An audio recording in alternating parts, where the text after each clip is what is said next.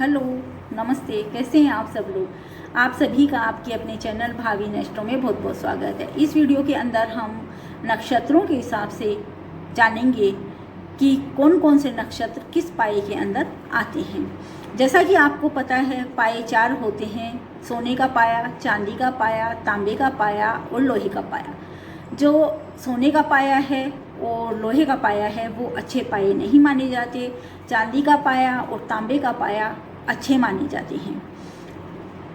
अगर चांदी का पाए के अंदर आपका के बच्चे का या आपका जन्म हुआ है तो वो बहुत ज़्यादा अच्छा माना जाता है।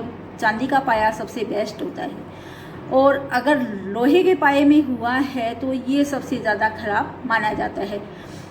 अब हम जानते हैं कि कौन कौन से नक्षत्र सोने के पाए में आएंगे, कौन से चांदी के में आएंगे, कौन से जब आप कुंडली बनवाएंगे तो उसके अंदर जो चंद्रमा जिस नक्षत्र में होता है उसके हिसाब से ही पाया बताया जाता है। तो आप जब कुंडली बनाएं तो आप स्वयं भी देख सकते हैं कि चंद्रमा किस नक्षत्र के अंदर है और उसी नक्षत्र के हिसाब से आप पाया जान सकते हैं, जैसा कि मैं इस वीडियो के अंदर आपको बताने वाली हूँ।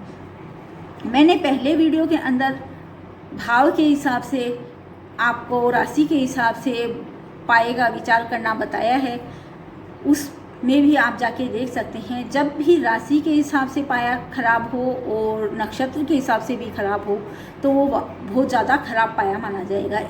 उस समय आपको अवश्य ही रेमेडी करवा लेनी चाहिए। और अगर आपके नक्षत्र के हिसाब से अच्छा पाया है और राशि के हिसाब से बेकार पाया है तो ये थोड़ा मध्यम रहेगा। फिर भी अगर आप रेमेडी करा सकते हैं तो आपको करवा लेनी चाहिए, क्योंकि जो भी हम अपने भाव से करते हैं उसका 100 गुना प्रभाव होता है। इसलिए ये हमारे बच्चे के, हमारे पूरे भविष्य के सवाल होता है। इसलिए इसके अंदर लापरवाही नहीं करनी चाहिए। इसके अंदर आपको थोड़े पूजा करवा लेनी चाहिए और उसका दान कर देना चाहिए ताकि कि उसका जीवन स्मूथली चल सके।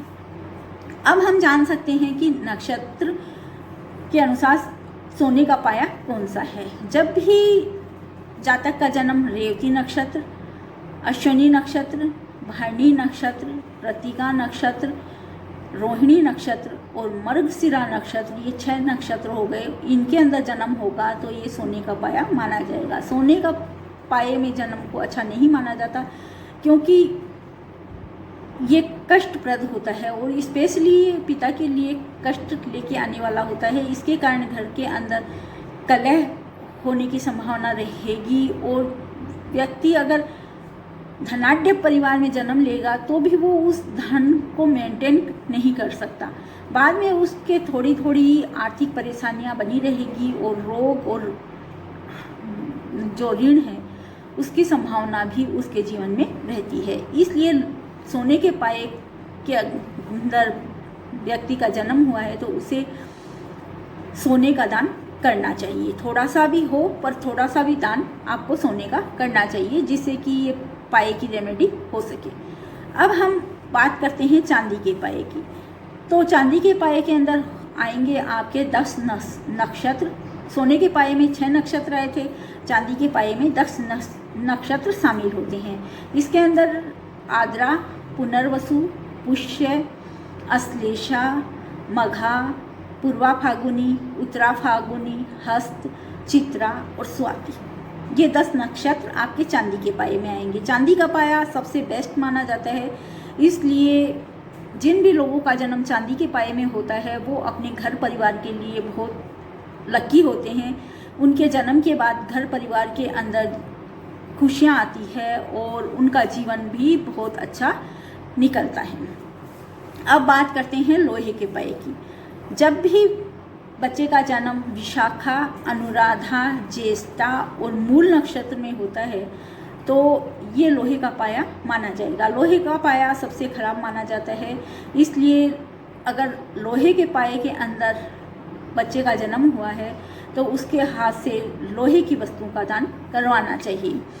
लोहे के पाए में जन्म होने से उसके जीवन के अंदर संघर्ष रहता है और हमेशा उसके लिए आर्थिक परेशानी, रोग, ऋण लेके आता है ये लोहे का पाया।